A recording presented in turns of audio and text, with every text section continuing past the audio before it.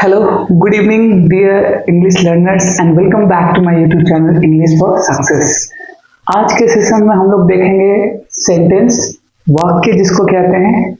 Previous session में हम लोगों ने देखा था, पढ़ा था वर्ड्स के बारे में, मैंने वर्ड्स के कॉन्सेप्ट्स को एक्सप्लेन किया था और मॉर्फिम के बारे में भी एक्सप्लेन किया था। तो हम लोग एक स्टेप और ऊपर चल रहे हैं, यानी कि alphabet, word and sentence. So this is the third step of our grammatical journey. Okay, so let's get started. Sentence. पहले इसकी definition को देख लेते हैं. A sentence is a group of words that expresses a statement and complete thought or idea. Right? Thought or idea. तो इसके मतलब को समझ लेते हैं पहले. एक सेंटेंस एक वाक्य है, क्या है? ग्रुप है, वर्ड्स का एक ग्रुप है, समूह है. सेंटेंस क्या है? वर्ड्स का एक ग्रुप है, समूह है, ठीक है, जो कि एक्सप्रेस करता है, दिखाता है, शो करता है. स्टेटमेंट है, एक स्टेटमेंट, एक कथन कह सकते हैं. एंड कंप्लीट थॉट और आइडिया, या कह सकते हैं इसके साथ ही साथ एक कंप्लीट थॉट को, सोच को, किसी व्यक्ति के सोच को या उसकी आइडियाज को, युक्तियों को दिखाता है. ओके, तो ये तो इसका हो गया पहला definition. Now let's see the second definition. मैं सेकंड डेफिनेशन भी लेके चला हूं, ठीक है, जो कि ऊपर वाले से थोड़ा सा इजी है. A sentence has a subject and predicate and begins with a capital letter and end with punctuation mark. तो इसको भी थोड़ा समझते हैं. एक वाक्य के एक सब्जेक्ट होते हैं, ठीक है, एक वाक्य में एक सब्जेक्ट होता है और प्रेडिकेट होता है, और वो स्टार्ट होता है किससे? कैपिटल लेटर से. वो कैपिटल लेटर से स्टार्ट होता है. लेटर का मतलब वही अल्फाबेट का जो वन लेटर जिसको कहते हैं. एंड विथ पंक्चुएशन मार्क, और उसका अंत कैसा होता है, एंडिंग कैसे होती है? Punctuation mark. पंक्चुएशन मार्क कहने का मतलब या तो फुल स्टॉप कह सकते हैं, कॉमा कह सकते हैं, ठीक है, एक्सक्लेमेशन मार्क कह सकते हैं, ठीक है, क्वेश्चन मार्क कह सकते हैं. ये सारे क्या हुए? पंक्चुएशन मार्क्स हुए, ठीक है. तो उससे इसकी यानी सेंटेंस की एंडिंग होती है. आई होप कि डेफिनेशन आपको क्लियर हुआ होगा. ना इसके कुछ एग्जाम्पल्स भी मैंने यहाँ रखे हैं. Advika is a good girl, यानी कि एक स्टेटमेंट दिया जा रहा है, Advika is a good girl. Advika एक अच्छी लड़की है, right. John lives in America, John America में रहता है. ये क्या है? एक स्टेटमेंट को, या कह सकते हैं किसी के थॉट को भी ये रिप्रेजेंट कर रहा है, आइडिया को भी रिप्रेजेंट कर रहा है. He can not sing a song, वह गाना नहीं गा सकता है, वह गाना नहीं गा सकता है. तो आप देख सकते हैं कि एक स्टेटमेंट है, ये किसी की सोच हो सकती है, आइडिया हो सकता है ना. एक सिंपल सा स्टेटमेंट है जो कि अपने आप में एक मीनिंग दे रहा है, ठीक है, और एक मीनिंगफुल सेंटेंस स्टेटमेंट है, ठीक है.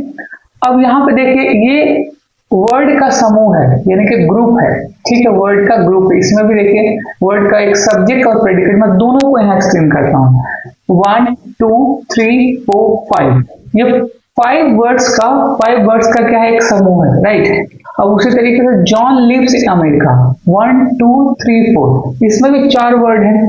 He can not sing a song, इसमें भी कितने वर्ड है? 3 and 3, 6 वर्ड है इसमें, ठीक. तो ये अपने आप में क्या है? एक शब्दों का समूह है, ठीक है, एक समूह है जो कि एक स्टेटमेंट को, एक मीनिंगफुल स्टेटमेंट को रिप्रेजेंट कर रहे हैं. अब दूसरे डेफिनेशन के अनुसार एक सब्जेक्ट एंड प्रेडिकेट. तो सब्जेक्ट देख सकते हैं, इसका सब्जेक्ट क्या है? यहाँ पहले सेंटेंस का सब्जेक्ट है अद्विका, दूसरे का है जॉन, तीसरे का है ही. अब प्रेडिकेट किसको कहते हैं? सब्जेक्ट को छोड़कर जो पार्ट होते हैं, rest part, that is called predicate, जो कि किसके द्वारा फॉलो किया जाता है? वर्ब के द्वारा, उसके ऑब्जेक्ट के द्वारा, या कॉम्प्लीमेंट हो सकते हैं या कोई और ऑब्जेक्ट हो सकते हैं, ठीक है. तो ये वाला पार्ट क्या हो गया? प्रेडिकेट. ये सब्जेक्ट हो गया, ये क्या हो गया? प्रेडिकेट. सब्जेक्ट, प्रेडिकेट, यहां भी ये सब्जेक्ट है, और रेस्ट पार्ट ये क्या हो गया? प्रेडिकेट. यानी कि सेंटेंस का एक हिस्सा, ठीक है, सेंटेंस का एक भाग, राइट। आई होप कि ये डेफिनेशन आपको क्लियर हुआ होगा दोनों ही तरीके से। या तो इसको शब्दों का समूह कह लीजिए जो कि कंप्लीट मीनिंग और सेंस को एक्सप्लेन करता है, एक्सप्रेस करता है, या एक सब्जेक्ट और प्रेडिकेट जो कि दोनों को मिलकर क्या है, एक सेंटेंस बनता है। साथ ही साथ सेंटेंस में आप ऐसे भी बोल सकते हैं जहां सब्जेक्ट वर्ब या ऑब्जेक्ट हो, नहीं तो कम से कम एक सब्जेक्ट हो और नहीं तो कम से कम एक वर्ब भी हो। कभी कभी वर्ब भी क्या है, एक वर्ब भी क्या होता है, एक सेंटेंस हो सकता है। कैसे, मैं वो आगे एक्सप्लेन करूंगा। नाउ अब देखते हैं टाइप्स ऑफ सेंटेंस। सेंटेंस के कितने टाइप्स होते हैं, प्रकार कितने होते हैं। ओके, पहला है असर्टिव और डिक्लेरेटिव सेंटेंस। यहां मैंने सेंटेंस को छोटा लिखा है, सेंटेंस, ठीक है। दूसरा है इंटरोगेटिव सेंटेंस, तीसरा है इंपरेटिव सेंटेंस, चौथा है एक्सक्लेमेटरी सेंटेंस एंड पांचवा optative sentence, right. Optative sentence किसी बुक में या कहीं कहीं आपको 4 ही देखने को मिलेगा, लेकिन फिर भी मैंने यहाँ 5 लिए हैं। 4 बहुत सारे बुक्स में भी आपको, या आप इंटरनेट वगैरह पे कहीं भी आप जाएंगे तो कहीं कहीं 4 या कहीं कहीं 5 भी आपको देखने को मिलेंगे, लेकिन मैंने 5 ही लिया है ताकि आपका कॉन्सेप्ट और क्लियर हो सके। Let's see first sentence, assertive और डिक्लेरेटिव सेंटेंस। असर्टिव का मतलब था स्वीकारात्मक वाक्य, डिक्लेरेटिव का मतलब कथात्मक वाक्य जिसमें कथन को एक स्टेटमेंट को दिया जाता है, ठीक है। अब इसका डेफिनेशन समझ लेते हैं। It makes a statement, what kind of a statement, fact, thought, opinion and with full stop। मैंने इसको थोड़ा ऊपर लिख दिया है, ठीक है, full stop। तो सेम यहां भी है, फुल स्टॉप होना चाहिए। एक जो स्टेटमेंट है, एक जो कथन है, उसमें पूर्ण विराम होना चाहिए एक वाक्य के बाद। तो सेम चीज, इट मेक्स अ स्टेटमेंट, वो एक स्टेटमेंट को रिप्रेजेंट करता है, बनाता है ना, जो कि फैक्ट्स हो सकते हैं, कोई थॉट हो सकता है, किसी का ओपिनियन हो सकता है, और इसके एंडिंग कैसी होगी, फुल स्टॉप के साथ, ठीक है। अब इसका एग्जांपल भी देख लेते हैं। The sun rises in the east, ये प्रेजेंट इंडेफिनिट का पार्ट है। The sun rises in the east, यानी कि ये क्या है, एक स्टेटमेंट को, एक फैक्ट को रिप्रेजेंट कर रहा है। सूर्य कहाँ उगता है, पूरब में। तो अक्सर हम लोग जानते हैं सालों साल से, लाखों वर्षों से सूरज क्या है, पूरब में ही उग रहा है। तो ये क्या है, एक फैक्ट है, एक सत्य है, ठीक है। आई लाइक वॉचिंग मूवीज, मुझे मूवी देखना पसंद है, ठीक है। आई लाइक वॉचिंग मूवीज, तो ये भी क्या है, ये किसी के ओपिनियन या थॉट को रिप्रेजेंट कर रहा है, ठीक है। द अर्थ इज राउंड, ये भी फैक्ट है। अर्थ क्या है, राउंड है, गोल है, पृथ्वी गोल है, तो ये क्या फैक्ट को रिप्रेजेंट कर रहा है। तो यहां देख सकते हैं डिक्लेरेटिव सेंटेंस और ये जो सेंटेंस है सिंपली दोनों एक ही है ना, जो कि किसी स्टेटमेंट को, किसी थॉट को, किसी ओपिनियन को रिप्रेजेंट करते हैं, ठीक है। तो ये सारे क्या है, शब्दों के समूह हैं जिसका कोई मीनिंग निकलता है। अच्छा, इसको ऐसे भी समझ लीजिए कि इन 1 2 3 4 5 6 इस 6 के वर्ड्स के ग्रुप में अगर कोई एक ऐसा जिसमें गलत हो जाए, एरर हो जाए, तो वो क्या है, इसके मीनिंग को क्या है, इनकम्प्लीट कर देगा, यानी कि इसका पूरा मीनिंग अर्थ नहीं निकल पाएगा। तो इस चीज को आपको ध्यान रखना चाहिए। 5 जो है, 6 जो है, उनके सही यूज होने जरूरी है, एक सीक्वेंस वे में या एक स्ट्रक्चर के आधार पर, ग्रामेटिकल स्ट्रक्चर के आधार पर इसका यूज होना जरूरी है। जैसे कि सन क्या है, यहाँ पे एक सब्जेक्ट है, ठीक है, यहाँ पे सन क्या एक सब्जेक्ट है।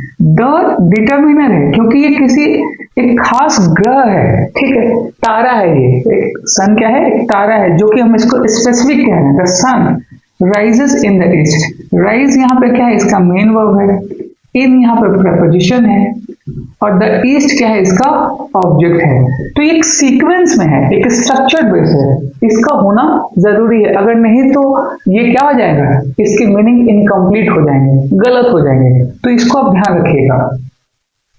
दूसरा सेंटेंस है इंटरोगेटिव सेंटेंस, जिसको हम लोग बोलते हैं प्रश्नवाचक वाक्य या प्रश्नात्मक वाक्य कहते हैं। यानी कि इसका यूज किया जाता है प्रश्न पूछने के लिए, प्रश्न को, क्वेश्चन को पूछने के लिए।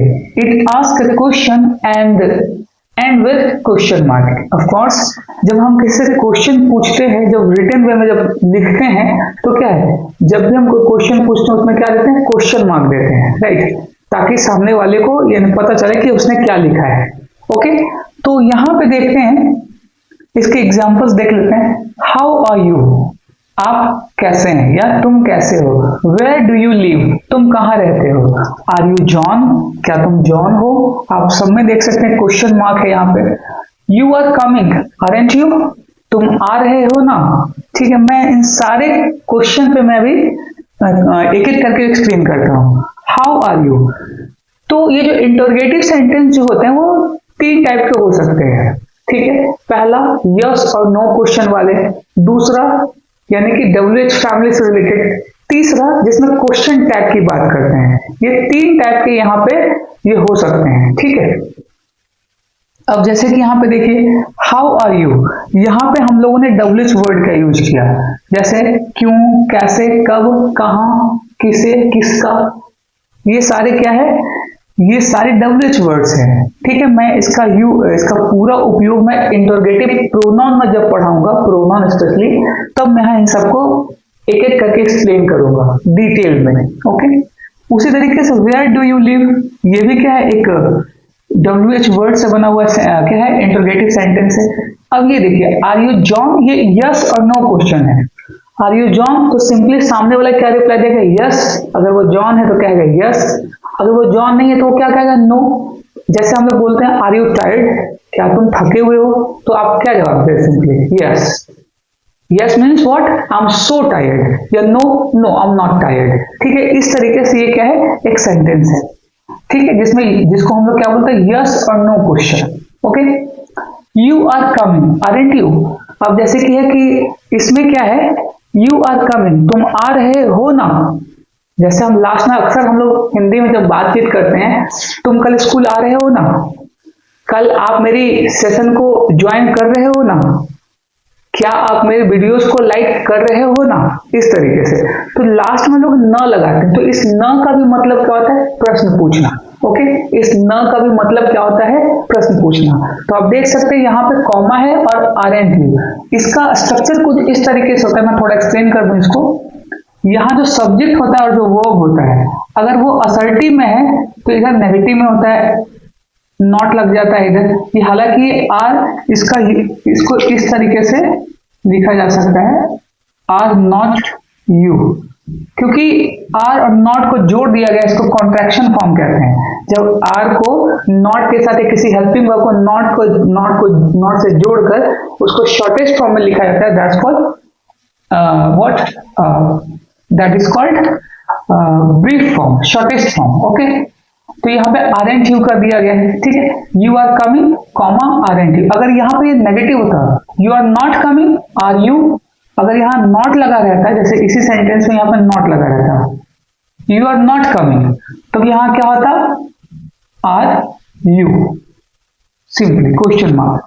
अगर यहाँ नॉट नहीं है तो इसमें नॉट लगाएंगे, हेल्पिंग वर्ब, क्योंकि जो सब्जेक्ट है प्लूरल, उसका वर्ब है आर, तो इसी का यहाँ पे यूज किया जाएगा। अगर इसके जगह पर सी रहता, सी इज कमिंग, इजंट सी, ठीक है ना, तो यहाँ पे इज नॉट, सी का यूज होता है। ठीक है, स्पेशली मैं जब एक पर्टिकुलर टॉपिक, इससे रिलेटेड पर्टिकुलर टॉपिक को मैं पढ़ाऊंगा, तब मैं वहां एक्सप्लेन करूंगा question type. Okay, I hope कि इससे कम आपका कुछ कॉन्सेप्ट क्लियर हुआ होगा। ओके, नेक्स्ट क्या है, इंपेरेटिव सेंटेंस। इंपेरेटिव सेंटेंस का मतलब क्या होता है, आज्ञा सूचक वाक्य। ठीक है, आज्ञा सूचक कहने का मतलब, इसके डेफिनेशन को पहले देख लेते हैं। It is used to give command, means what, order और रिक्वेस्ट एंड इंस्ट्रक्शन। इसका यूज किस लिए किया जाता है, कमांड या ऑर्डर को देने के लिए, रिक्वेस्ट करने के लिए, है ना, और इंस्ट्रक्शंस वगैरह देने के लिए, राइट, निर्देश वगैरह देने के लिए इसका यूज किया जाता है। ठीक है, एग्जांपल देते हैं, सिट डाउन। सिट डाउन कहने का मतलब क्या है, सिट डाउन, बैठ जाओ। अब इसमें आप देख रहे हैं कि सिट डाउन के पहले कोई सब्जेक्ट नहीं है, सिंपली सिट डाउन कह दिया गया है। मैं इस सेंटेंस पर फिर से आऊंगा, आगे देखते हैं। पहले प्लीज क्लोज द डोर। अब यहाँ देखिए रिक्वेस्ट किया जा रहा है, प्लीज या काइंडली। जब भी हम रिक्वेस्ट का यूज करते हैं तो क्या कौन कौन से वर्ड का यूज करते हैं, प्लीज और काइंडली का यूज करते हैं। प्लीज क्लोज द डोर या काइंडली क्लोज द डोर। ठीक है, इस तरीके से। तो यहाँ please close the door, full stop. यहाँ भी सब्जेक्ट आप नहीं देख रहे हैं। रीड दी मैनुअल केयरफुली, यहाँ क्या है, मैनुअल को ध्यान पूर्वक पढ़े, इंस्ट्रक्शन को ध्यान पूर्वक पढ़े। Let's go for a walk एक प्रकार का क्या है, एक सजेशन है, या इंस्ट्रक्शन तो नहीं कह सकते, इसको इंस्ट्रक्शन कहें। Let's go for a walk, चलो वॉक पे चलते हैं, इस तरीके से। तो यहाँ पे आप देख रहे हैं ये सेंटेंस और इस वाले सेंटेंस में इसमें सब्जेक्ट नहीं है। क्यों? क्योंकि जब भी, अब ये बहुत ही बारीक चीज नहीं है, बस समझने वाली बात है। जब भी हम किसी को ऑर्डर या किसी से रिक्वेस्ट करते हैं या देते हैं, ऑर्डर देते हैं या रिक्वेस्ट करते हैं, तो ये अंडरस्टूड है कि हम अपने सामने वाले को ही करते हैं, यानी कि सेकंड पर्सन को। फर्स्ट पर्सन मैं हूं स्पीकर, और मैं रिक्वेस्ट या ऑर्डर किसको दूंगा, अपने सामने वाले को, ना कि थर्ड पर्सन को, जो कि थर्ड पर्सन यहाँ पे अवेलेबल नहीं है। तो इस चीज को ध्यान रखिएगा। तो इसलिए इस टाइप के सेंटेंसेस में सब्जेक्ट क्या है, यू, एक ही सब्जेक्ट आएगा, यू ओमिटेड होता है, उसको हटा दिया जाता है। ठीक है, अब ये नहीं कह सकते यू सिट डाउन। अगर 2, 4, 5 बच्चे हैं तो उसमें से कहेंगे यू सिट डाउन या राकेश सिट डाउन, इस तरीके से। लेकिन ये अंडरस्टूड होता है कि रिक्वेस्ट या ऑर्डर जो है वो सामने वाले को दिया जा रहा है या कहा जा रहा है। तो इस टाइप के सेंटेंसेस में क्या है, सब्जेक्ट को ओमिट कर दिया जाता है, हटा दिया जाता है। आई होप ये क्लियर हुआ होगा। आगे देखते हैं एक्सक्लेमेटरी सेंटेंस। एक्सक्लेमेटरी को कहते हैं विस्मयादि बोधक वाक्य। अब ये क्या होता है, it is used to express sudden emotion such as joy, anger, excitement और सरप्राइज। ठीक है, ये क्या है, एक्सप्रेस करता है, दिखाता है सडन इमोशन को। अचानक से जब हमें कोई इमोशन आ जाता है किसी चीज को देखकर या किसी चीज को किसी से मिलकर, है ना, दुख, पीड़ा, खुशी, है ना, एंगर, गुस्सा, एक्साइटमेंट, सरप्राइज, है ना। तो इसलिए इसको क्या बोला गया, सडन इमोशन। अचानक से हमारे अंदर क्या है, इमोशन जाग उठता है किसी चीज को देखकर। अब जैसे कि कुछ एग्जांपल्स हम देख लेते हैं। Oh no, I can't believe it. तो यहाँ पे इस सेंटेंस का एक खासियत ये है कि आपके एक्सप्रेशन भी वैसे ही होते हैं। अब जैसे oh no, I can't believe it, नहीं हो सकता, मैं इस पर विश्वास नहीं कर सकता, नहीं हो सकता, ये पॉसिबल नहीं है। यानी कि कुछ ऐसा इंसिडेंट हुआ या आपके पास कुछ ऐसी न्यूज है जिस पे विश्वास कर पाना इट्स क्वाइट डिफिकल्ट। तो इस सिचुएशन में क्योंकि आपका जो माइंड है वो पहले से प्रिपेयर नहीं होता है दिस काइंड ऑफ न्यूज और सिचुएशन, तो आप सडन से एक्सप्रेस करते हैं अपने फीलिंग्स को। तो इसीलिए इसको क्या कहते हैं, विस्मयादि बोधक वाक्य कहते हैं, यानी कि एक्सक्लेमेटरी सेंटेंस हम एक्सप्लेन करते हैं, राइट। आगे देखिए, how beautiful city it is. अब सपोज कि मैं गया एक सिटी घूमने, हैदराबाद सिटी में। मैं जैसे स्टेशन पे उतरा and I field that it was very quite neat and clean city, right. So sudden से मैं कहूंगा how beautiful city this is. तो यानी कि उसकी सुंदरता को देखकर, उसके क्लीननेस को देखकर, नीटनेस को देखकर मैं सडन से क्या बोल पड़ूंगा, how beautiful this city is. ठीक है, तो इस तरीके से। अब यहाँ पे एक और है, what a coincidence this is. क्या कोइंसिडेंस है ना। सडन से कभी आप जा रहे हैं, आपके बहुत दूर के मित्र हैं जो काफी दिनों के बाद मिले हैं, वो भी आप लाइन में खड़े हैं और आप भी लाइन में खड़े हैं, दोनों ने एक ही साथ किसी चीज को लेने के लिए अपना हाथ बढ़ाया और आपने देखा what coincidence this is, you are here, of course I am here as well, है ना। तो इस तरीके से क्या है, हम लोग एक्सक्लेमेटरी सेंटेंस में भी क्या है, इस प्रकार से हम एक्सप्रेशन भी देते हैं सेंटेंस के साथ साथ। तो ये इसकी खासियत है। आई होप कि ये क्लियर हुआ होगा। साथ ही साथ ये ध्यान रखें कि एक्सक्लेमेटरी सेंटेंस में हम क्या है, एक्सक्लेमेशन मार्क का यूज करते हैं। आप देख सकते हैं जहां पे हम सडन जैसे ब्रावो, हुर्रे, है ना, वाओ, इस तरीके से व्हाट, हाउ, इस तरीके से जो वर्ड है और इसके साथ जो स्टेटमेंट आता है उसके साथ हम लोग क्या लगाते हैं, एक्सक्लेमेशन मार्क भी यूज करते हैं। ओके, अब ये जो नेक्स्ट हमारा है last sentence, optative sentence. Optative sentence का मतलब होता है इच्छा सूचक वाक्य, जहां पे हम अपने इच्छा को, डिजायर को, विश को, कर्स को, प्रे को रिप्रेजेंट करते हैं। ठीक है, जो कि हमारी इच्छा से रिलेटेड होता है। इन दोनों की खासियत यही है कि दोनों ही सेंटेंसेस में, एक्सक्लेमेटरी सेंटेंस और ऑप्टेटिव सेंटेंस, दोनों सेंटेंसेस में ही क्या है, हम लोग एक्सक्लेमेशन मार्क का यूज करते हैं। अब जैसे कि देखिए, it is used to express a wish, curse, prayer और डिजायर, इच्छाओं को क्या विश को, अपनी इच्छा को कर्स यानी किसी को कर्स करना है, बुरा कहना है, प्रेयर प्रार्थना, डिजायर इच्छा, है ना। विश और desire both are little bit same. Okay, अब यहाँ इसके एग्जांपल देख लेते हैं।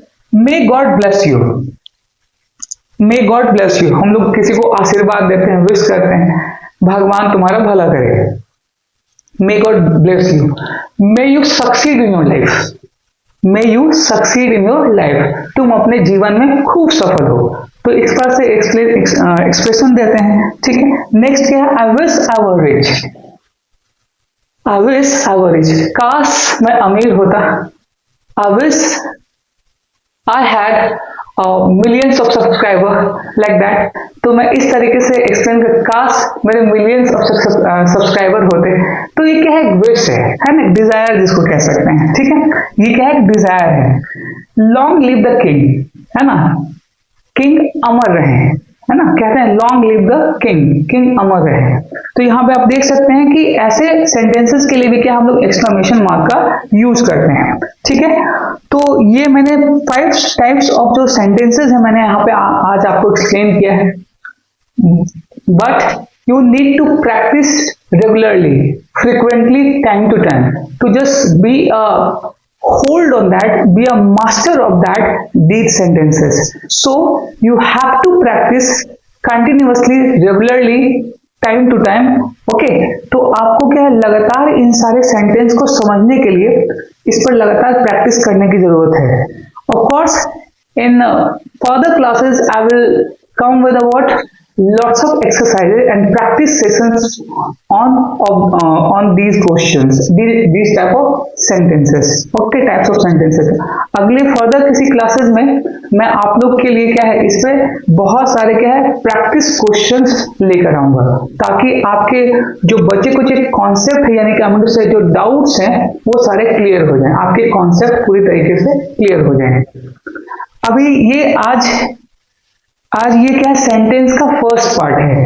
अगले पार्ट में यानी कि सेंटेंस का मैं दूसरा सेशन जब मैं लाऊंगा तो वहां पे मैं सेंटेंस के फॉर्मेशन के बारे में और एक स्ट्रक्चर के आधार पर और एक उसके कह सकते हैं टाइप्स के आधार पर, फॉर्मेशन के आधार पे और भी क्या है इसमें आगे हम लोग एक्सप्लेन करेंगे और सीखेंगे इसके बारे में, सेंटेंस के स्ट्रक्चर बेस्ड एंड फॉर्मेशन के बारे में।